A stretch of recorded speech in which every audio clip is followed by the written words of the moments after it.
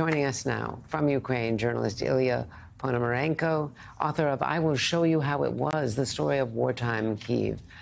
Thank you so much for being with us. I want to ask you about your experiences in the battles embedded with the forces. But first, your reaction to these advances by Russia in the Northeast. How concerned are you about Kharkiv and about it drawing support from other areas in the East where Russia is also trying to advance?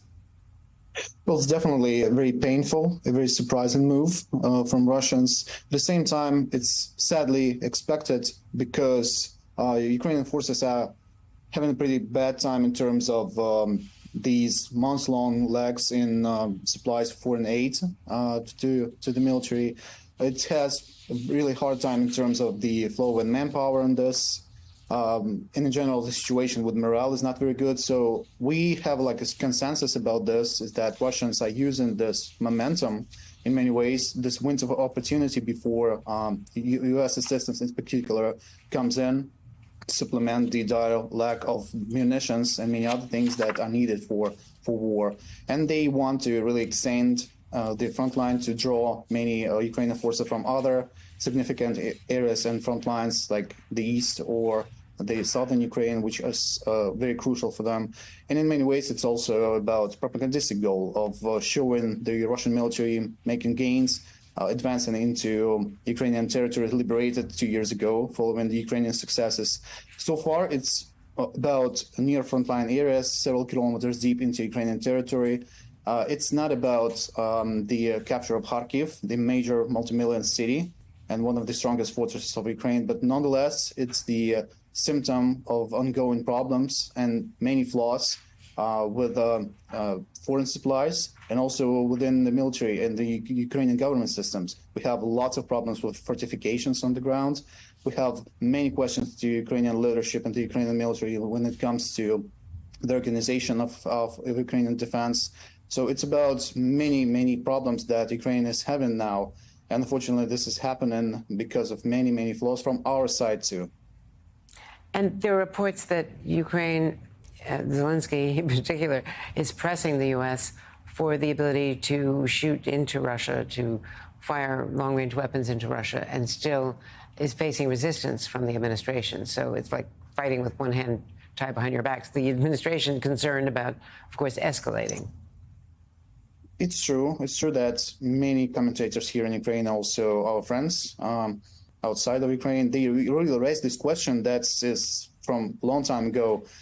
It happened that in those areas, particularly when it comes to Russian areas bordering the Kharkiv region or now Sumy region, it's been months that Russia was able to concentrate huge forces and a lot of means to make this advance possible without Ukrainian ability to actually strike on this Russian infrastructure, Russian supplies, Russian forces.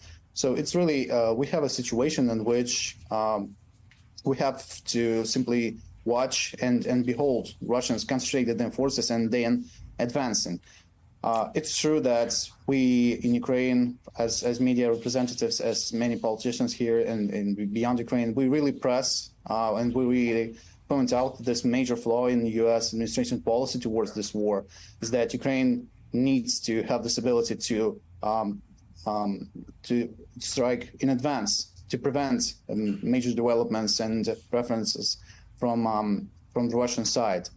At the same time, I must point out that it's true that it's a major problem, but at the same time, it's one of the problems that haunt Ukraine right now in war. Major problems are internal too. In your book, I Will Show You How It Was, you talk about the battles for Kyiv 2 years ago. As you look forward, how deep is the concern that Ukraine is going to be forced to make concessions at the bargaining table because Russia has been able to make these advances because Congress was delaying and stalemated for months? You know, one of the reasons why I wrote this book, and one of the reasons why I'm kind of glad that this book comes out in this time and day, is that, you know, situation feels really dark and desperate right now. The morale is not as high as it used to be. Prospect for the future is not as bright and hopeful as it used to be. So in many ways, my book is about hope that we had during the Battle of Kiev, when we had little to nothing aid from the West, when we basically half of the world was burying Ukraine alive, when we didn't know if tomorrow happens in this way. But at the same time, I want to remind myself and to many other people who kind of lose hearts is that everything is possible. No matter how dark the situation is, just like now, there's always something that we can do. There's always something to fight with.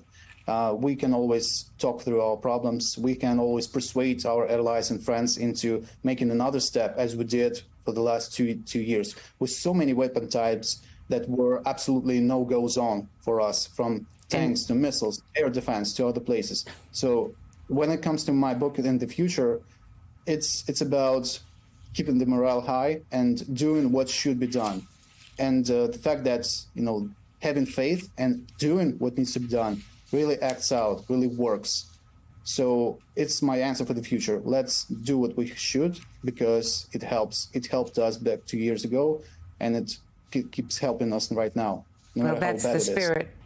That's indeed the spirit that has rallied the world around you. Thank you so much, Ilya. Thanks for your book.